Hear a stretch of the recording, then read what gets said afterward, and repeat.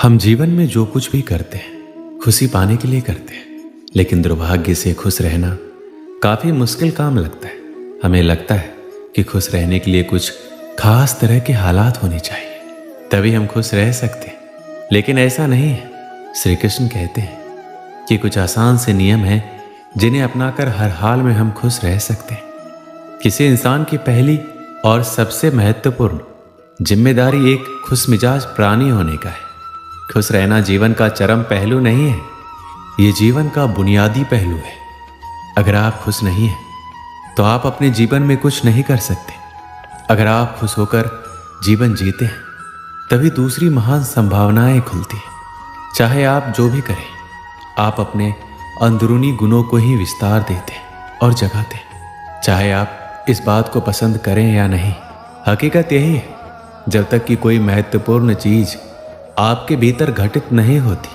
इसलिए अगर आप दुनिया के बारे में चिंतित हैं तो पहली चीज आपको ये करनी चाहिए कि खुद को एक खुश मिजाज प्राणी में रूपांतरित करें। इससे कोई फर्क नहीं पड़ता कि आप अपने जीवन में क्या कर रहे हैं, चाहे वो कारोबार हो, सत्ता, शिक्षा या सेवा।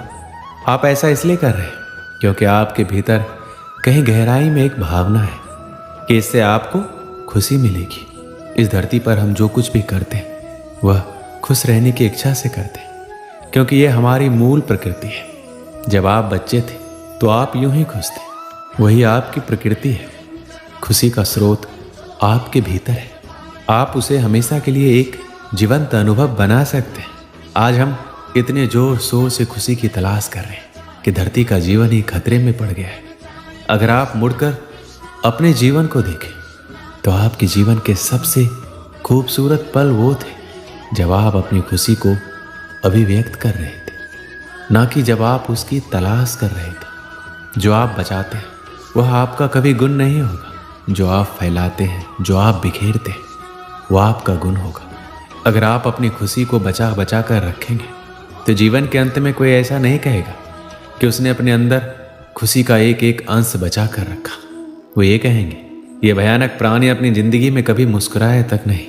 लेकिन अगर आप हर दिन अपनी खुशी और प्यार को फैलाएंगे तो लोग कहेंगे, अरे वह एक खुश मिजाज और प्यार करने वाला इंसान था। जिंदगी में कुछ भी कर, हर काम का मकसद सिर्फ एक ही होता है, वह है खुश रहना। चाहे बात पैसा कमाने की हो, कैरियर बनाने की हो या फिर किसी फील्ड में टॉप पर पहुंचने की। इंसान अपने जीवन में सब कुछ खुश रहने के लिए करता है, क्योंकि जो खुश है वही स्वस्थ भी है, और जो खुश है और स्वस्थ है उससे ज़्यादा किस्मत वाला कोई अन्य नहीं हो सकता।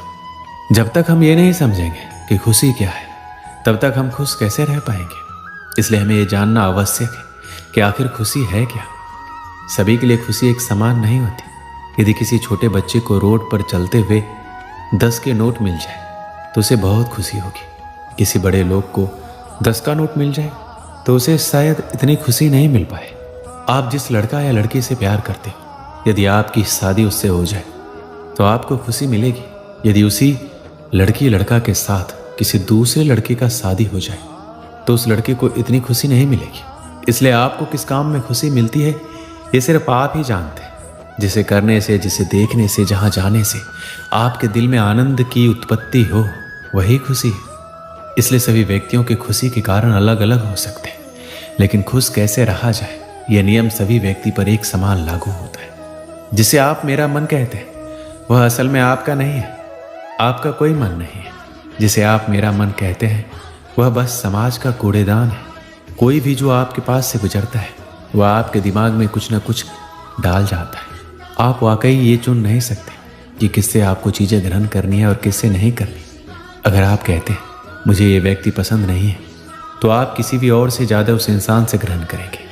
अगर आपको इस बात की जानकारी हो कि उसे ठीक करके इसे इस्तेमाल करना है तो ये कूड़ेदान उपयोगी हो सकता है। जब आप सुबह उठते हैं तो पहली चीज़ आपको ये करना चाहिए कि आप मुस्कुराइए, क्योंकि लाखों लोग कल सोए थे, आज नहीं उठे, मगर आप उठे। ये सबसे कीमती चीज़ है कि आप जीवित हैं, और जो भी आपके लिए मायने रखता है वह जीवित है। इस दुर्भाग्यपूर्ण रात जब इतने सारे लोग नहीं उठे, इतने सारे लोगों के प्रियजन नहीं उठे, तब आप और आपके प्रियजन उठ गए। क्या ये शानदार चीज़ नहीं है? इसका महत्व समझें और कम से कम मुस्कुराएं। दिन के 8 से 9 घंटे हम काम करने में बिता देते हैं। काम करना अति आवश्यक है, लेकिन सिर्फ काम की वजह से अपने दूसरे शौक को पूरा ना करना गलत है। उन चीज़ों को समय दें जिनमें आपकी रुचि है। जब आप अपने जीवन में संतुलन बनाकर रखते हैं तो आपको तनाव की शिकायत कम होती है और आप जिंदगी खुशहाल तरीके से जीने लगते हैं। अपने जीवन में पिछली ऐसी सभी घटनाओं को भुला दें जो आपको आज दुखी बनाती है। उन लोगों को माफ़ कर दें जिन्होंने आपको दुख पहुंचाया। उन गलतियों को भूल जाएं, अपनी भी गलतियों को भूल जाएं, लेकिन उनसे सबक लेना ना भूलें। कभी कभी खुद को अकेला करें और किसी के साथ बैठने की बजाय अकेले कुछ देर बैठें। खुद के बारे में सोचें और याद रखें कि इस वक्त आपका फ़ोन या लैपटॉप या आपका दोस्त आपके पास नहीं होना चाहिए। आप खुद के साथ थोड़ा समय बिताएं। खुद के साथ समय बिताने से तनाव भी कम होता है। खुश रहने के लिए ज़रूरी है कि आप दूसरों की कही गई बातों को भूलना सीखें। कई लोग ऐसे होते हैं जो दूसरों की बातों को दिमाग में रखकर उनके बारे में लगातार सोचते हैं। खुद को खुश रखने के लिए ज़रूरी है कि आप नकारात्मक सोच से दूर रहें। सकारात्मक सोच आपको बुरी परिस्थितियों से निकलने में मदद करती है। दूसरों से अपेक्षा करना छोड़ दें। अगर आपको ज़िंदगी में खुश रहना है तो दूसरों से अपेक्षा करना बंद कर दीजिए। एक समय की बात है, एक दिन एक कौवा प्यासा आसमान में उड़ रहा होता है पानी की तलाश में।